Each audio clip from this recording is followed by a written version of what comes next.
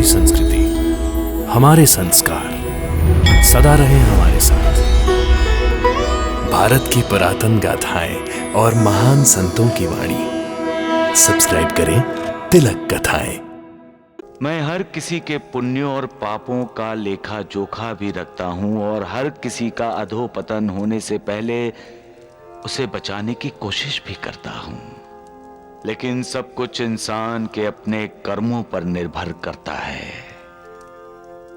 जैसा कर्म वैसा ही कर्म फल। तुम्हारी पत्नी देवी है रामलाल, जो सत्य में तुम्हारी अर्धांगिनी है। आप खाते खाते रुक क्यों गए? मनीषा, मेरी आंखों का इलाज होगा। ये सुनते ही खुशी से मेरा पेट अपने आप भर गया। निर्मला, क्यों तुम अपने आप को तकलीफ दे रही हो? इंसान का मन ऐसा है कि हर भावना को, खुशी हो या गम, जल्दी महसूस करता है। उसे क्रोध भी आता है, प्यार भी। किसी का दुख देखकर वो भी दुखी हो जाता है और किसी की खुशी देखकर वो खुश भी हो जाता है। उसकी सद सद विवेक बुद्धि हमेशा जागृत रहती है और इसलिए इंसान मन ही मन अपने आप से झगड़ता रहता है।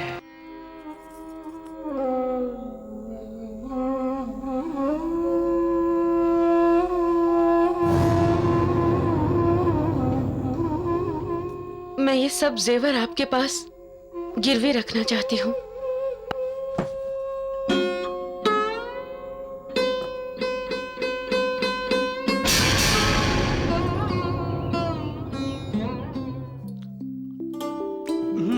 माँ, आज के खाने का स्वाद ही कुछ और है। लगता है आज तुम्हारी माँ ने खाना दिल से बनाया है। तो क्या मैं रोज खाना दिल से नहीं बनाती? हाँ भाई, बनाती तो हो, लेकिन आज के खाने की बात ही कुछ और है। कुछ और बात इसलिए है रामलाल कि मनीषा बेटी ने तुम्हारी आंखों के इलाज के लिए पैसों का इंतजाम कर लिया है। सच? क्या सोच रहे हैं? ये कि तुमने 200 रुपए का इंतजाम कर लिया होगा, इसलिए खुश हो। आपने कैसे जाना? मैं सब कुछ जानता हूं रामलाल, सब कुछ देखता हूं। मैं हर किसी के पुण्यों और पापों का लेखा जोखा भी रखता हूं और हर किसी का अधोपतन होने से पहले उसे बचाने की कोशिश भी करता हूं। लेकिन सब कुछ इंसान के अपने कर्मों पर निर्भर करता है। जैसा कर्म वैसा ही कर्म फल। तुम्हारी पत्नी देवी है रामलाल, जो सत्य में तुम्हारी अर्धांगिनी है। आप खाते खाते रुक क्यों गए? मनीषा, मेरी आंखों का इलाज होगा। ये सुनते ही खुशी से मेरा पेट अपने आप भर गया। मनीषा, किसने दिए पैसे? तुम चुप क्यों हो? ठीक है, जवाब नहीं देना चाहती हो तो ना सही, पर एक बात ध्यान रखो, तुम जो भी करती हो बाबा को सब मालूम है। मुझे यहां की ही नहीं, संसार में कहीं भी होने वाली घटना का ज्ञान होता है। मुझसे कुछ नहीं छिपाया जा सकता।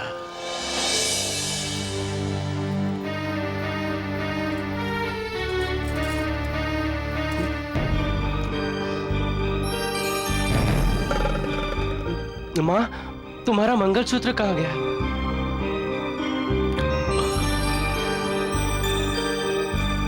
गले में तो कहीं दिख नहीं रहा। इसका मतलब कि तुमने मंगलसूत्र गिरवी रख दिया।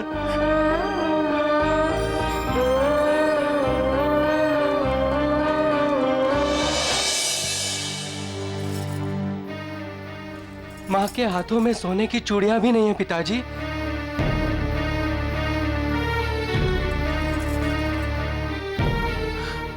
समझ गया।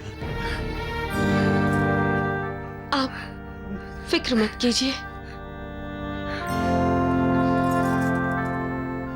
एक बार आपकी आंखों की रोशनी वापस आ जाए, फिर मैं अपने सारे गहने छुड़वा लूंगी।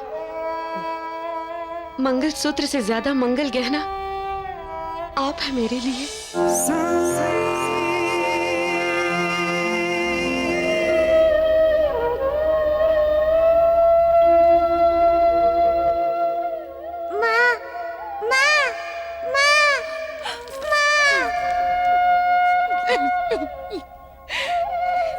निर्मला, क्यों तुम अपने आप को तकलीफ दे रही हो? इंसान का मन ऐसा है कि हर भावना को, खुशी हो या गम, जल्दी महसूस करता है। उसे क्रोध भी आता है, प्यार भी। किसी का दुख देखकर वो भी दुखी हो जाता है और किसी की खुशी देखकर वो खुश भी हो जाता है। उसकी सद सद विवेक बुद्धि हमेशा जागृत रहती है और इसलिए इंसान मन ही मन अपने आप से झगड़ता रहता है। और जब उसे अपनी गलती का एहसास होता है तो उसे तकलीफ भी होती है, पछतावा भी होता है।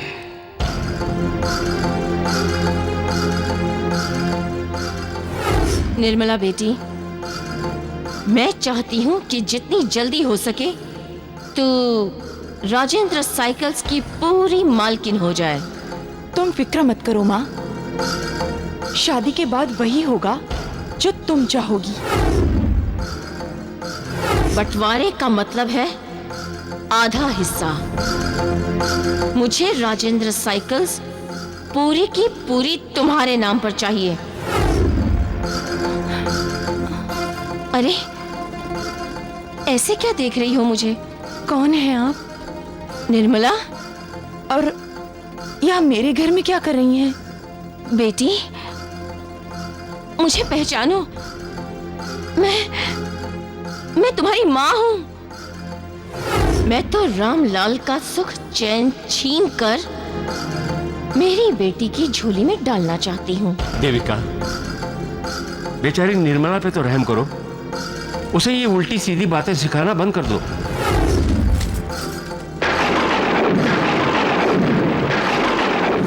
राजेंद्र साइकिल ही क्या, इस घर की, भाई साहब के घर की, उनकी सारी संपत्ति की मालकिन भी आपकी बेटी है।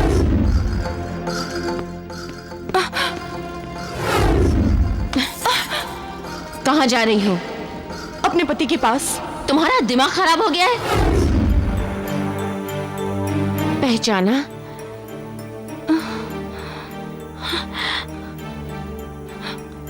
ये अचानक तुम्हें क्या हो गया है बेटी?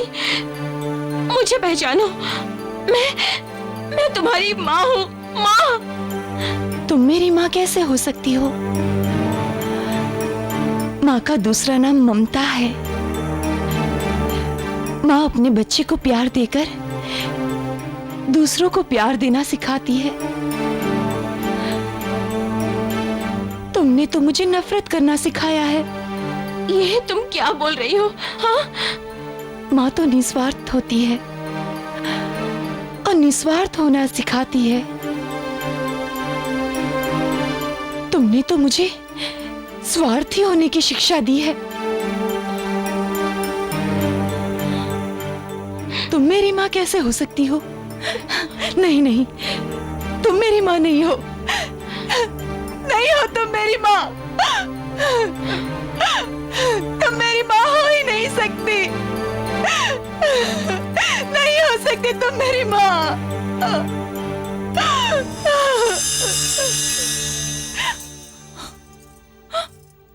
माँ, कहाँ जा रही हो? रुक जाओ माँ, मुझे छोड़ के मत जाओ। मैं तुम्हारे पाँव पड़ती हूँ माँ, मुझे छोड़कर मत जाओ। मैं अपने होश में नहीं थी माँ, मैं अपने आपे में नहीं थी। मैंने तुम्हें बहुत कुछ बोल दिया, मुझे माफ कर दो माँ, मुझे माफ कर दो, पर मुझे छोड़ के मत जाओ, मत जाओ छोड़ के।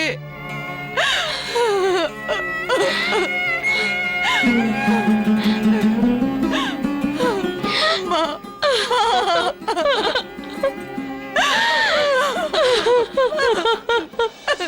इंसान के लिए पाप जब उसके सामने आते हैं तो इंसान डर जाता है।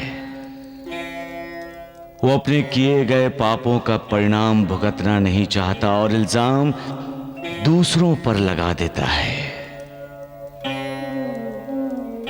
पाप करने के लिए कहने वाला भी उतना ही अपराधी है जितना पाप करने वाला।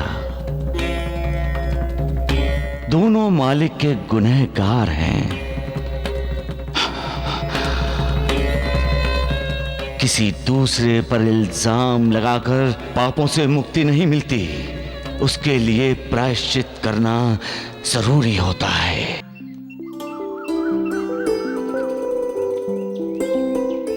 बाबा, बाबा, बाबा,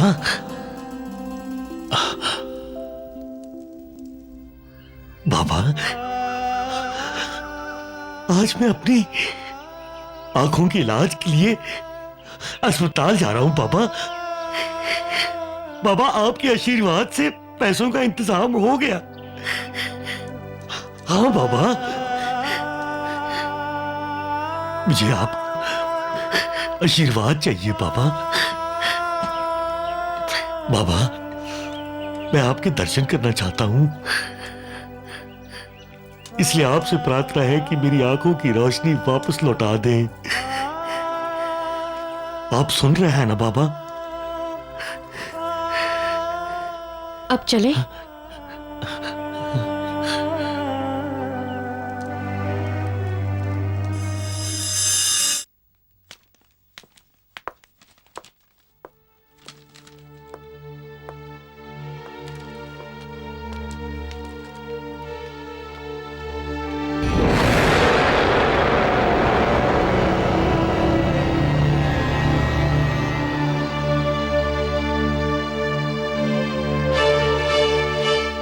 माँ, लगता है पिताजी की आंखों का इलाज हो गया।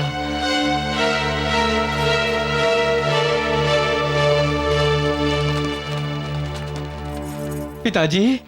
राजेंद्र, राजेंद्र, तुम्हारी माँ कहाँ है? मैं हमेशा आपके पास ही हूँ जी। डॉक्टर साहब, 4 दिन बाद इनकी पट्टी खुल जाएगी। फिर मैं देख सकूंगा।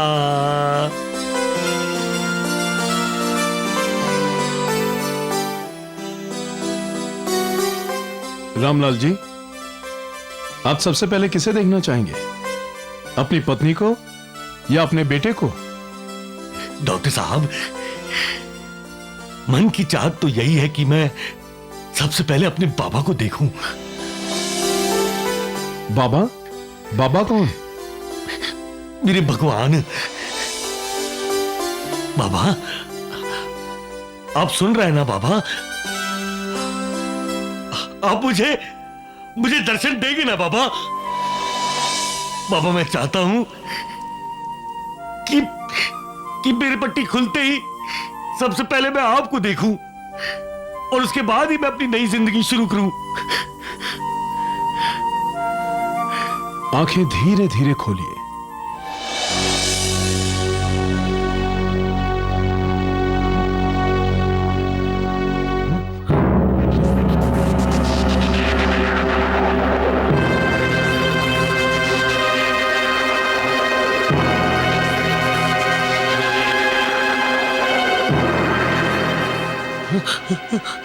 क्या हुआ?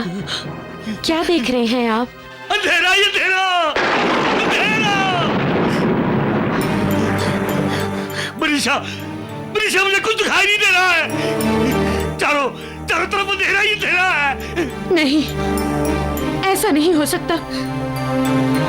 भगवान इतने कठोर नहीं हो सकते। नहीं दिखाई दे रहा। डॉक्टर साहब, आप तो कह रहे थे कि ये क्या हो गया डॉक्टर साहब?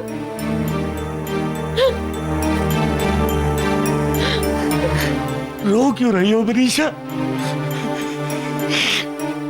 भगवान की यही मर्जी थी। शायद बाबा यही चाहते होंगे। बाबा यही चाहते होंगे? ये क्या कह रहे हैं आप? बाबा यही चाहते होंगे कि आपकी आंखों की रोशनी वापस ना आए? क्या वो आपके भगवान नहीं है? किसी का भगवान अपने भक्त के लिए बुरा चाहेगा? वो भगवान नहीं है। मनीषा!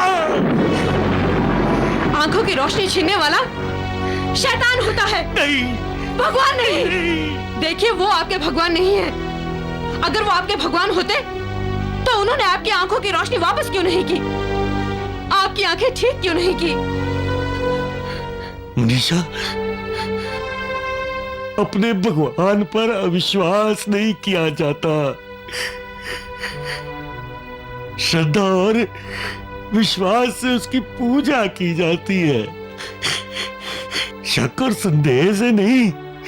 मैं उसी पर विश्वास करती हूँ जो मेरी आंखें देख रही हैं, और मुझे नजर ये आ रहा है कि उन्होंने मेरे भगवान के साथ अन्याय किया है।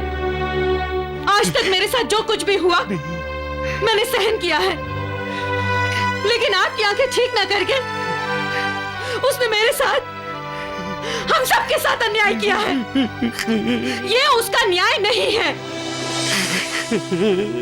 जिस विश्वास के साथ आप बाबा की भक्ति करते हैं, आज वही विश्वास मेरे अंदर भी हो गया है कि इस दुनिया में भगवान नाम की कोई चीज ही नहीं है।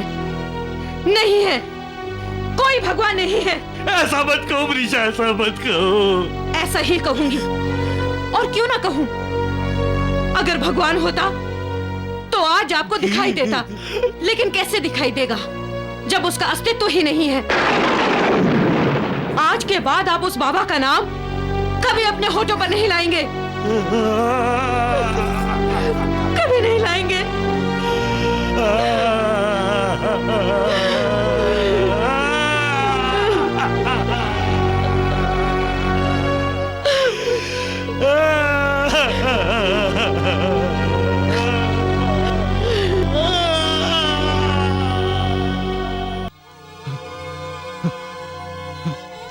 परवरदिगार,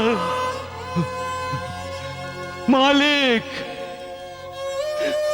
रहम मालिक, रहम मालिक, रहम मालिक, रहम,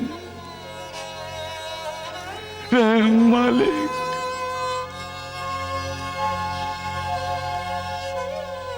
तूने मुझे इस पृथ्वी लोक पर लोगों को करुणा देने के लिए भेजा है, दुखियारों का दुख दूर करने के लिए, रोने वालों के आंसू पोंछने, उनकी पीड़ा मिटाने, उनके जख्मों पर मरहम लगाने के लिए मैं इस दुनिया में आया हूं। लेकिन मेरा जो काम है उसके लिए मुझे पत्थर दिल होना चाहिए, लेकिन मैं तो मोम की तरह पिघल जाता हूं। रोते हुए लोगों को देखकर मैं रोने लगता हूं।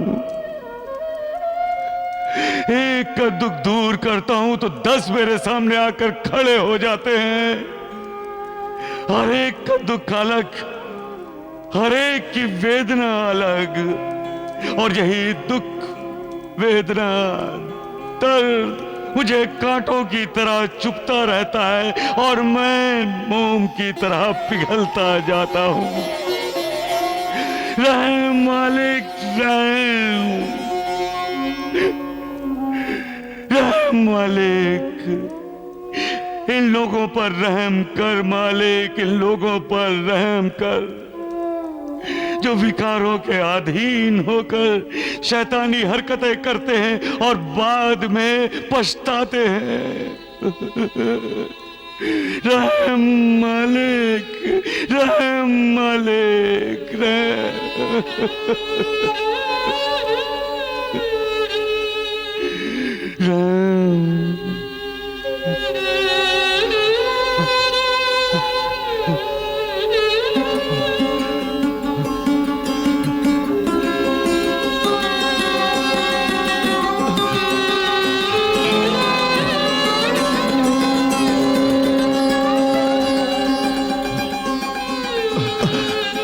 साईनाथ, आपकी तबीयत ठीक नहीं है क्या? मालसापति, मुझे सहारे की जरूरत है। आप तो दूसरों का सहारा है साईनाथ, और आपको सहारे की जरूरत?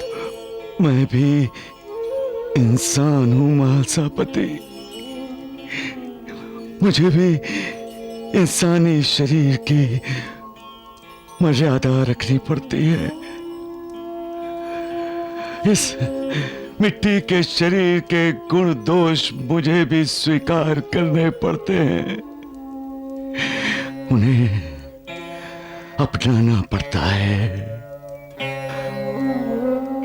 मुझे अपना मानने वाले ये नहीं समझते कि दूसरों को सहारा देने वाले को भी कभी कभी सहारे की जरूरत होती है। दूसरों को रोशनी देने वाले दिए का जब तेल खत्म हो जाता है तो उसमें तेल न डाला जाए तो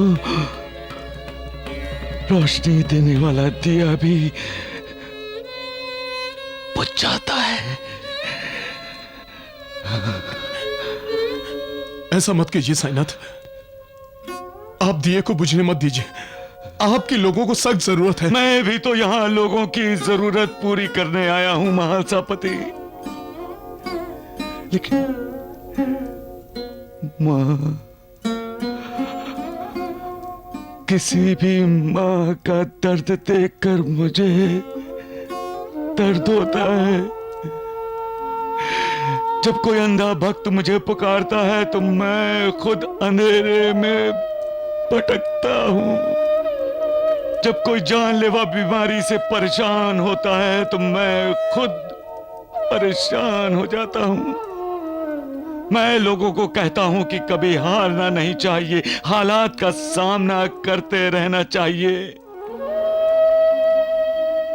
लेकिन जो दृश्य सामने आता है वो मन को विचलित कर देता है। लगता है कहीं मैं हारने वाला तो नहीं। नहीं साईनाथ, आप नहीं हारेंगे। हारेंगे तो दुख, दर्द, पीड़ा, वेदना,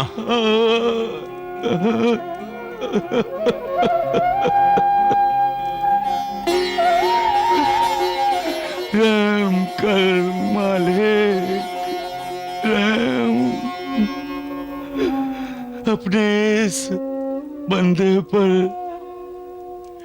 कृपा कर, कृपा।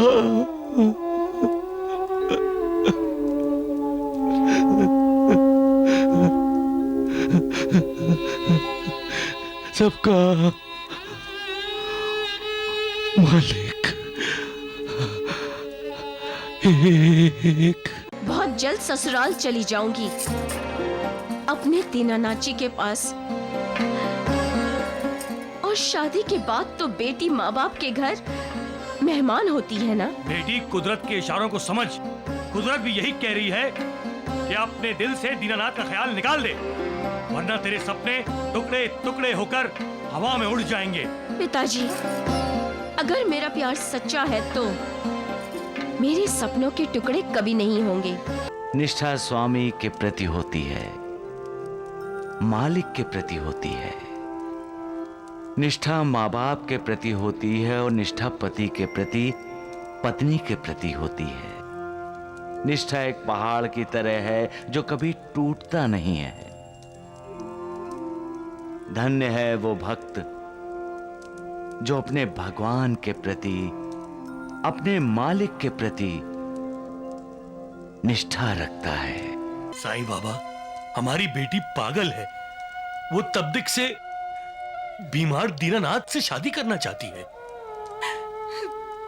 साईं बाबा, उसे बचा लीजिए, वरना हम अपनी बेटी खो देंगे। मोक्ष की उम्मीद में निकला हुआ साधक फिर से संसार की भूल भुलैयों में नहीं फंसता है। आज से तुम्हारा इस दीनानाथ से कोई रिश्ता, कोई नाता नहीं है। पिताजी!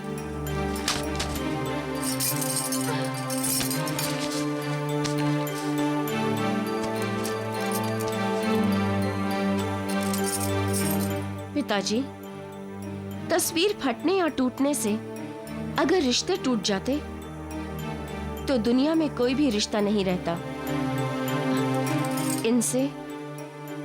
इनसे तो मेरा जन्म जन्म का रिश्ता है। तुझे पता नहीं है, महादेव जी के यहाँ से संदेश आया है, तेरी और दीनानाथ की शादी नहीं होगी। फिर वही बात, शादी तो हम दोनों की हो गई है। हे भगवान, इसे कौन समझाए? दीनानाथ को तपेदिक हुआ है। माँ, अगर शादी के बाद पिताजी को ऐसी कोई बीमारी हो जाती तो क्या तुम शादी में किए गए सारे वादे, कस्में, वचन तोड़ देती क्या? बेशरम! पागल हो गई हो? कैसी बातें कर रही हो? हम तेरे माँ बाप हैं, तेरा भला ही चाहते हैं। सुन, तेरी शादी वही होगी जहाँ हम कहेंगे, समझी? मैंने कहा ना, मेरी शादी हो चुकी है और इस वक्त मैं मायके में हूँ। बहुत जल्द ससुराल चली जाऊंगी, अपने दीनानाथ जी के पास।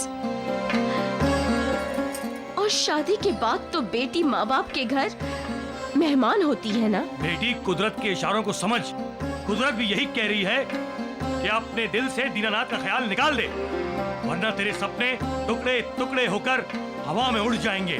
पिताजी, अगर मेरा प्यार सच्चा है तो मेरे सपनों के टुकड़े कभी नहीं होंगे, कभी नहीं। मेरी निष्ठा तो दीनानाथ जी के साथ है और हमेशा इन्हीं के साथ रहेगी।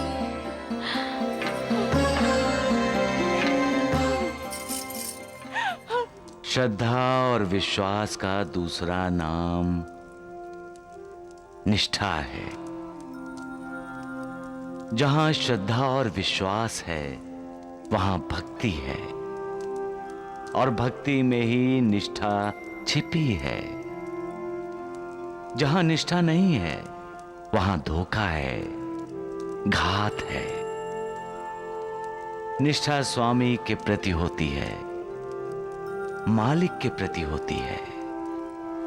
निष्ठा माँ बाप के प्रति होती है और निष्ठा पति के प्रति, पत्नी के प्रति होती है।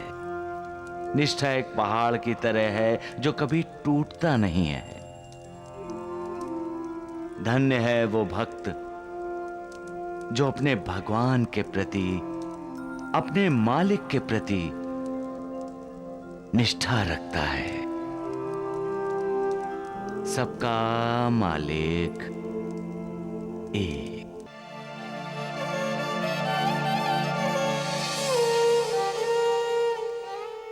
सबको पता चल गया है कि मंजुला की सगाई टूट गई है।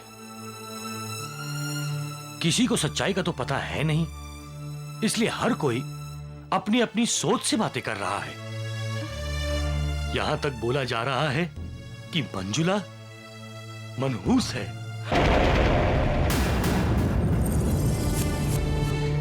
देखो कमला, अब हमें कोई ना कोई लड़का जल्द से जल्द ढूंढकर मंजुला की शादी कर देनी चाहिए। हाँ, आप ठीक कह रहे हैं। ना, मैं बिल्कुल शादी कहीं और नहीं करूंगी। करूंगी तो दीनानाथ जी के साथ ही करूंगी, नहीं तो शादी ही नहीं करूंगी।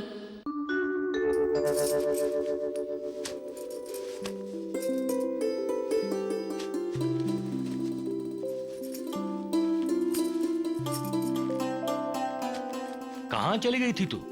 लक्ष्मी आई थी तुझे बुलाने, तेरे साथ खेलना वगैरह होगा। जी। जी की बच्ची, लक्ष्मी के साथ तेरी खेलने की उम्र नहीं है अभी। तेरे पिताजी पड़ोस के गांव के पाटिल से तेरी शादी की बात कर रहे हैं। माँ, खेलने दो इसे मंजुला की माँ, ससुराल चली जाएगी तो इसे खेलने का मौका कहाँ मिलेगा। हाँ हाँ, जा खेलने जा। तेरे पिताजी ने तुझे बहुत सर पे चढ़ा रखा है। मेरी प्यारी माँ। खुश रह बेटे, खुश रहो बेटी। सदा सुखी रहो बेटी, सदा सुखी रहो।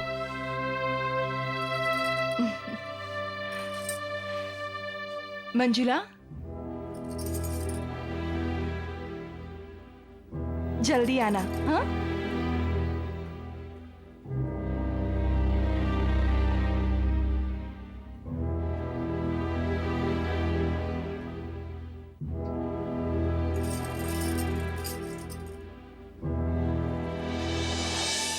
पता नहीं जी, आज कुछ अजीब सी बात लगी। क्या? इससे पहले कभी भी मंजुला ने बाहर जाने के लिए हमसे आशीर्वाद नहीं लिया था।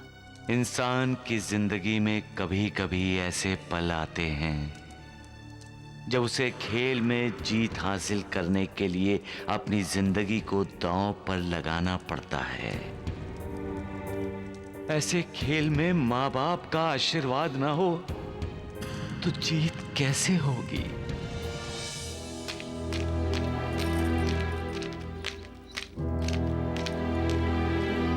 मंजुला दीदी, दीदी चलिए ना लंगड़ी खेलते हैं। नहीं लक्ष्मी, तुम ही खेलो। चलो ना दीदी, थोड़ी देर हमारे साथ भी खेलो। नहीं लक्ष्मी, मुझे बहुत जरूरी काम है। ऐसा कौन सा जरूरी काम है? क्या ससुराल जा रही हो? हाँ, ससुराल जा रही हूँ।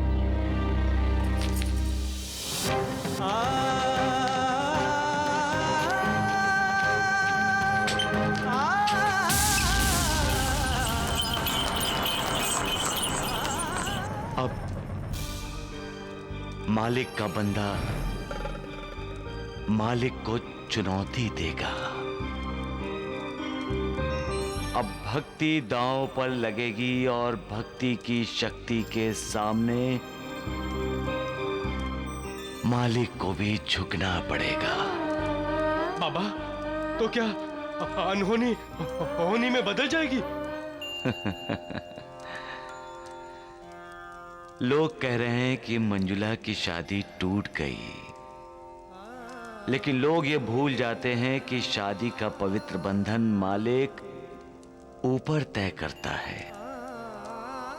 इंसान इससे इनकार कैसे कर सकता है? तो क्या तपेदिक जैसी जानलेवा बीमारी वाले दीनानाथ से मंजुला की शादी होगी साईनाथ? सबका मालिक एक। बाबा,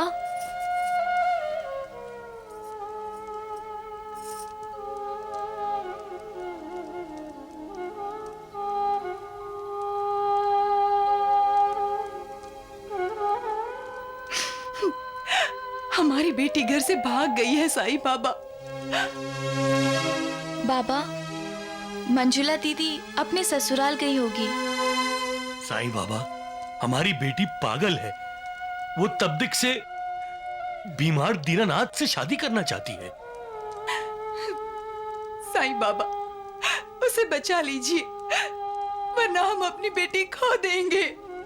मोक्ष की उम्मीद में निकला हुआ साधक फिर से संसार की भूल भुलैयों में नहीं फंसता है। वो तो सिर्फ प्रभु के परम धाम की ओर चल पड़ता है। लेकिन मंजुला बेटी घर वापस आने के लिए घर छोड़कर नहीं गई है। मंजुला बेटी एक मकसद से गई है। उसने मन ही मन दीनानाथ को वर लिया है, उसके साथ शादी कर ली है। अब दीनानाथ ही उसका पति है। अपने पति को परमेश्वर मानने वाली मंजुला अपने परमेश्वर की आराधना करने के लिए चली गई है। कौन? कौन है? अरे कौन है तू मुलगी? अरे जीती रहे बेटी, जीती रहे। अरे अरे अरे महादेव! हाँ ताई, ये मुलगी कौन है? ये मैं आपकी बहू मंजुला। मंजुला? तू यहाँ किस लिए आई है? मैं अपने पति के घर आई हूँ। लेकिन बेटा अभी तो तुम्हारी दीनानाथ से शादी भी नहीं हुई है।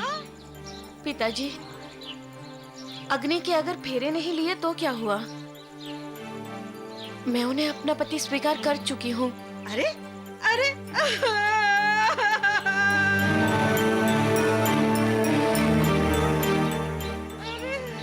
अरे इस चुड़ैल की वजह से हमने अपने दीनानाथ को खो दिया। दीदी शांत हो जाओ। अरे हमने दीनानाथ को खो दिया इसकी अरे दीदी, अरे दीदी आप क्या कर रहे हो? दीदी क्या?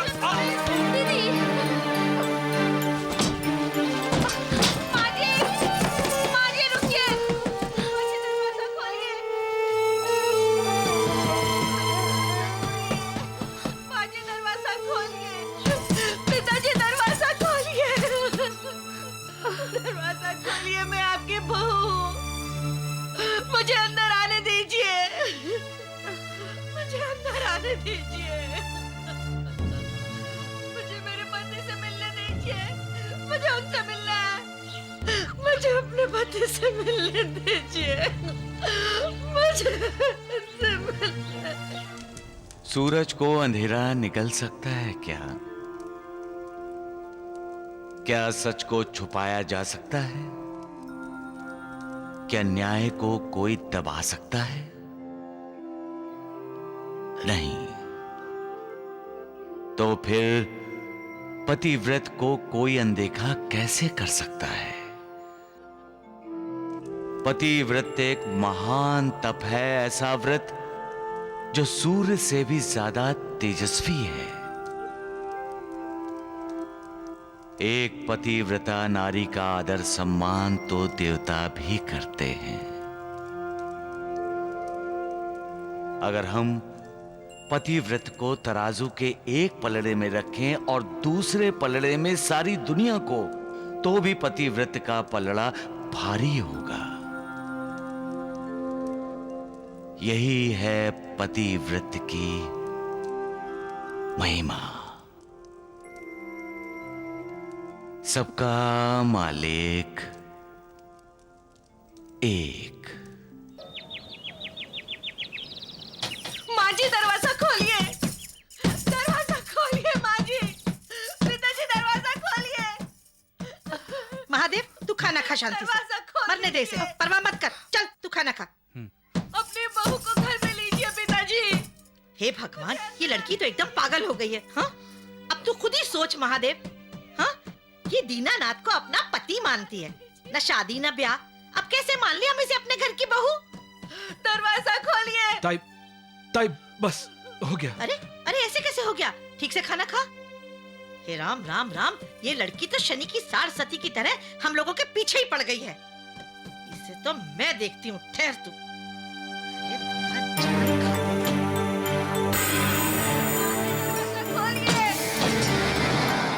आप कितनी दयालु हैं। दयालु? अरे मुंह जली करम जली, क्यों हमारे घर के पीछे पड़ी हुई है? अरे जाती क्यों नहीं तू यहाँ से? ताई, ताई क्या हुआ?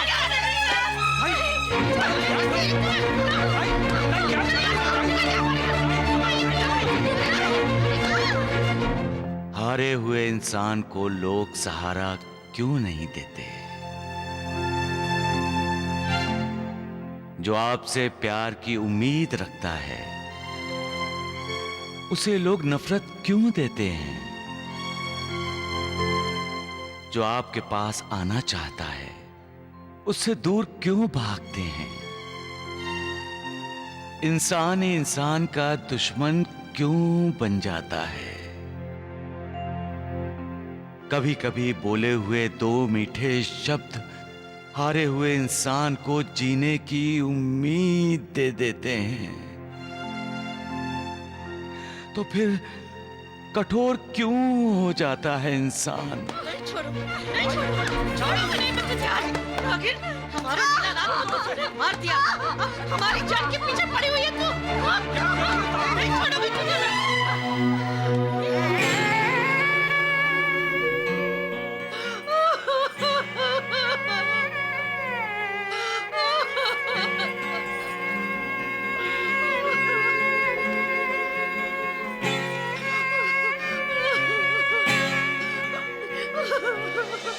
जब मालिक इंसान इंसान में फर्क नहीं करता तो इंसान इंसान में फर्क क्यों करता है? इंसान को यह जानना जरूरी है कि जब इंसान दूसरे इंसान को ठोकर मारता है तो मालिक को दुख होता है।